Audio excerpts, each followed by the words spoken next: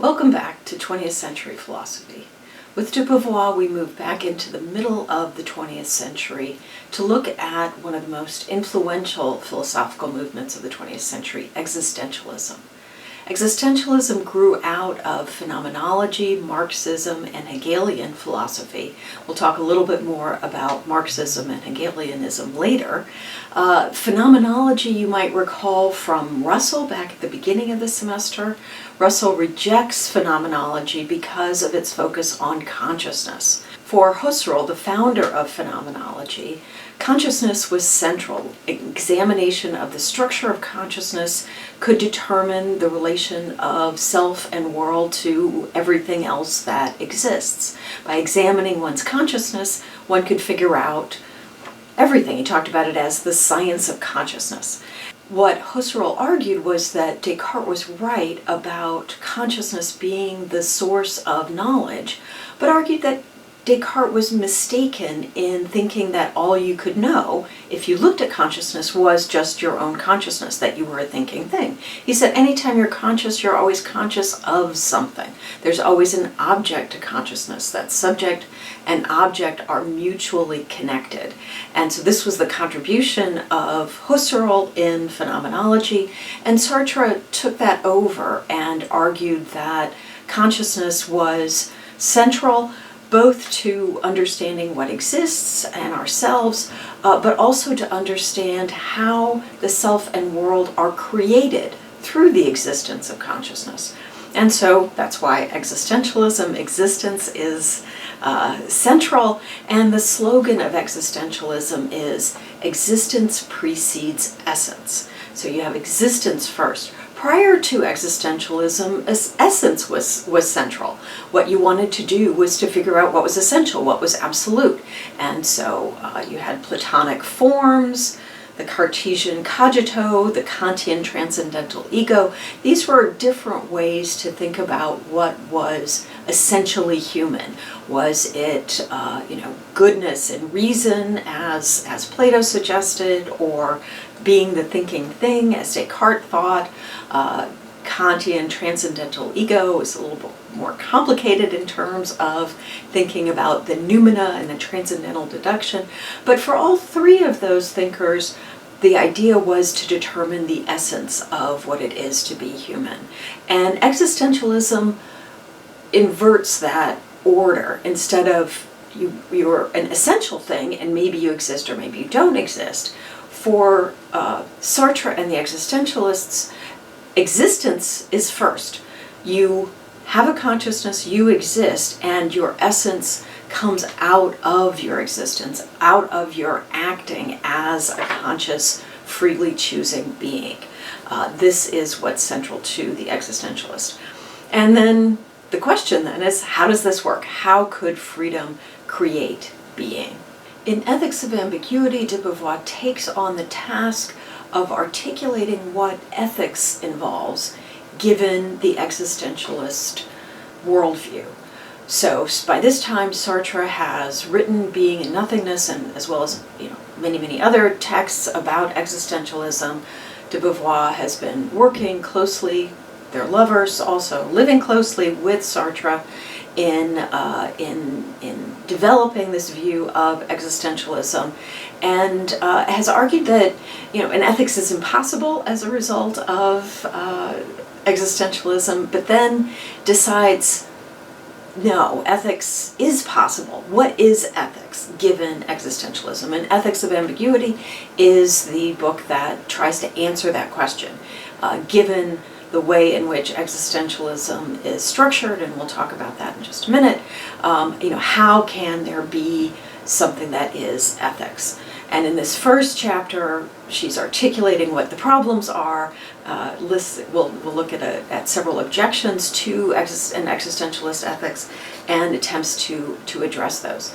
She begins the examination by this concept of tragic ambiguity, that to be human is to build death. We are ambiguous creatures in that we are human, we are going to die, we are finite creatures, we're immanent, we are bodily, here we are in this world. But in addition to that, this is the ambiguity part, we are also transcendent. We aren't just bodily, we aren't just physical beings, but we are capable of self-reflection. We're capable of understanding that we are, a thinking reed, that we are going to die, that we are here temporarily on this earth. So it's this combination, this ambiguity between being a transcendent being and being an immanent being that is the fundamental human condition that the existentialist is embracing.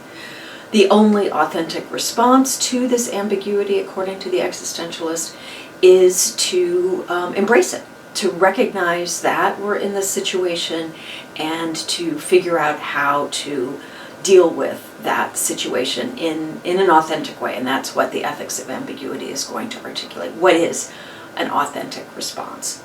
You have to first recognize that there's no essence to who you are. There's nothing that determines you as good or as absolute.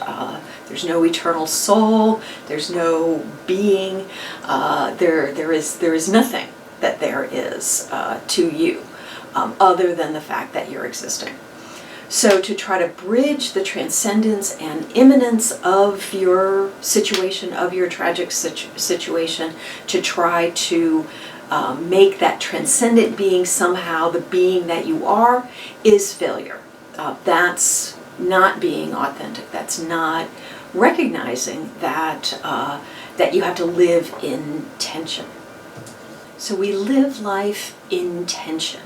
The tension between living and recognizing our dying, the relation between subject and object, the tension of subject and object, that we're mutually generating one another through our lives, and the transcendent possibility has to confront the grubby pettiness of everyday living. So, we have, beautiful ideas about who we are as transcendent beings, but, we still need to go and get lunch.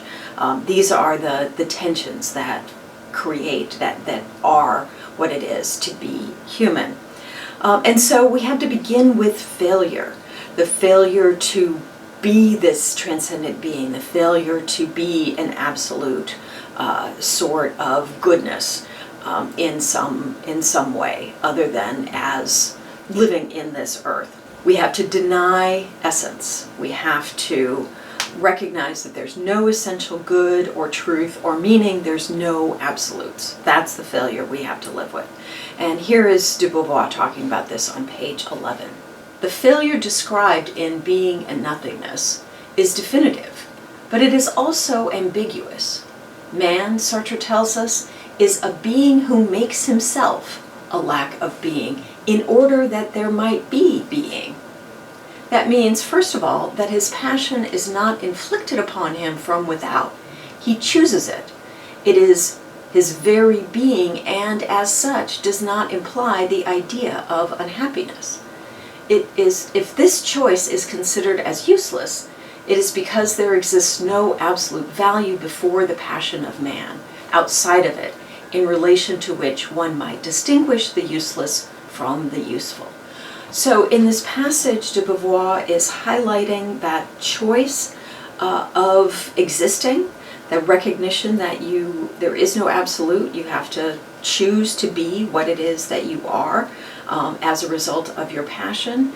And there might be happiness. It's not implied that that's going to be an unhappy sort of life. Just because you give up an absolute doesn't mean there's nothing to live for. But you might think that there is a tendency, especially given the long history of tradition, to think that if there isn't an absolute, if we don't know for sure what the right answer is, then life is just useless. There is no function. So you recognize your failure. You recognize that you lack something essential, and instead you choose. You choose what it is that you're going to be. De Beauvoir makes this curious distinction between wanting to be and wanting to disclose being. And the first one, she says, is a failure. If you want there to be an essence that is you, then you fail. But if you want to disclose your being, if you want to choose what it is you're going to be, that's where you can find success. And here is how she talks about how this works. The failure is not surpassed, but assumed. Existence asserts itself as an absolute, which must seek its justification within itself and not suppress itself, even though it may be lost by preserving itself. To attain his truth, man must not attempt to dispel the ambiguity of his being, but on the contrary, accept the task of realizing it.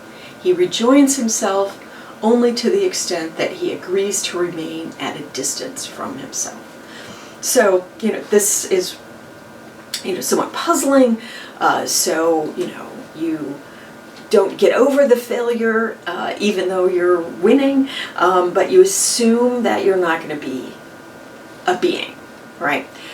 So you're asserting your existence. The existence is what is fundamental, and you try not to get over this ambiguity of both the assertion of what it is that you are disclosing, at the same time as recognizing that you are that you are immanent, that there's always going to be this tension, and this is this idea of remain at a distance from yourself. So you become yourself as long as the self that you're becoming is always a becoming. There's always a process toward which you are making yourself. You never will arrive. That's part of the failure, is that you'll never be